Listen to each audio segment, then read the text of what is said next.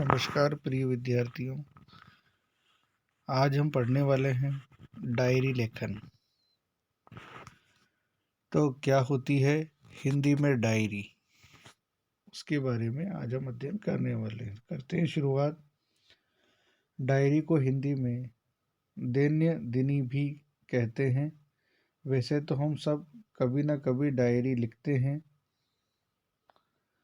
विद्यालयों में अध्यापक डायरी लिखवाते हैं, वे गृह कार्य देते हैं।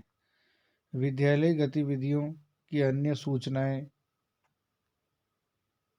भी विद्यार्थियों को डायरी में लिखवाई जाती है। किंतु हम जिस डायरी विधा की चर्चा कर रहे हैं वह विद्यालय डायरी से थोड़ी भिन्न है। व्यक्ति जब अपने अनुभवों को प्रतिदिन लिखता है वह डायरी कहलाती है। इसे रोज नामचा, दैन्य दिनी और दैनिकी भी कहते हैं। तो प्रिय विद्यार्थियों, ये यहाँ से आपकी डायरी की महत्वपूर्ण परिभाषा है। व्यक्ति जब अपने अनुभवों को प्रतिदिन लिखता है वह डायरी कहलाती है। इसे रोज नामचा, दैन्य दिनी और दैनिकी भी कहते हैं। आगे देखते हैं। डायरी आधुनिक काल का शब्द है तथा यह विधा भी आधुनिक काल की नवीनतम विधाओं में से है। डायरी शैली आत्मकथ्यात्मक, भावप्रवण गद्य विधा है। डायरी का शाब्दिक अर्थ प्रतिदिन की घटनाओं का प्रभावी ढंग से लेखन है।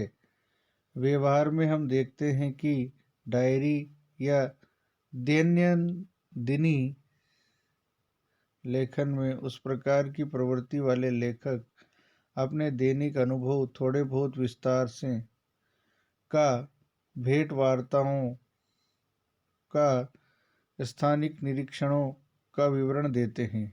आज डायरी के माध्यम से विभिन्न समस्याएं और विचार प्रस्तुत होने लगे हैं।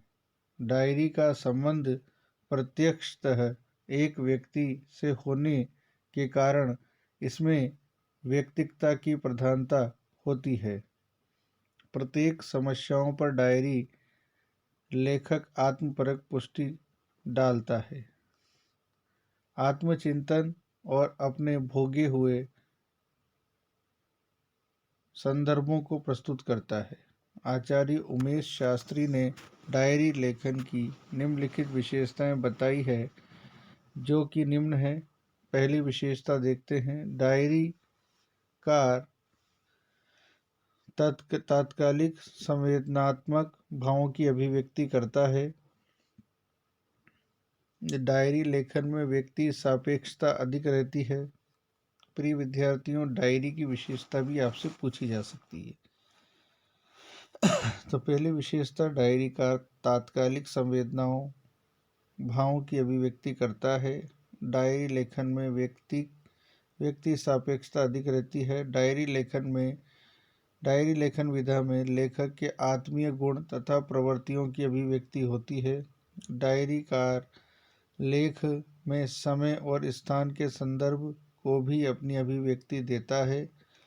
डायरीकार अपनी भावनाओं के प्रति ईमानदार होता है।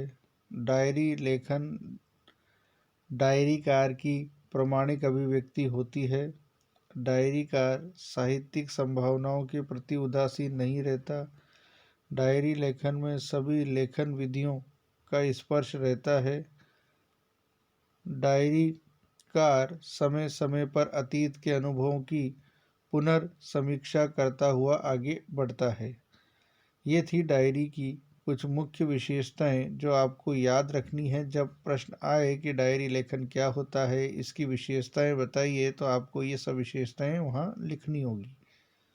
अच्छे से आप ध्यान से पढ़ें और इन विशेषताओं को याद रखें। डायरी साहित्य का वर्गीकरण इस प्रकार किया जा सकता है। पहला, व्यक्तिगत डायरियाँ। दूसरा, वास्तविक डायरियाँ। तीसरा, काल्पनिक डायरियाँ। और चौथा, साहित्यिक डायरियाँ। तो ये थी डायरी लेखन से जुड़ी हुई सामान्य जानकारी जो मैंने आपको बताई। मिलते हैं अगले वीडियो में, तब तक के लिए धन्यवाद।